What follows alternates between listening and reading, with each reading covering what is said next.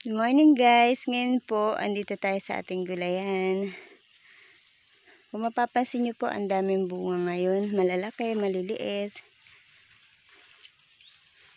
Yung mga gusto po mag-order, pwede na po mag-comment or mag-PM. Nag-abono po kahapon kaya ang bilis po nagsilaki.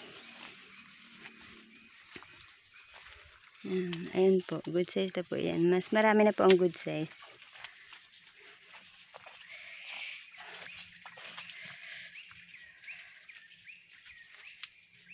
May isa pa dulo.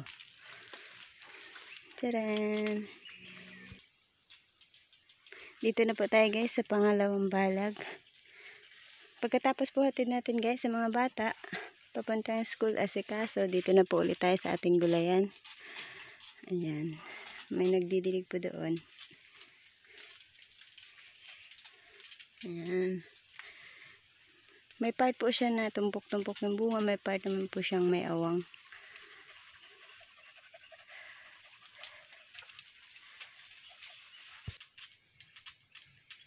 Ayan na guys. Oh. Naglagpas na po sila sa balag. Ito nga po. Oh, ang baba. Ang baba. Ito po yung iba. Mahaba. Ito po guys. Ang cute oh. Siguro po half kilo yan siya. Ngayon naman po guys, nandito tayo sa pinakataas.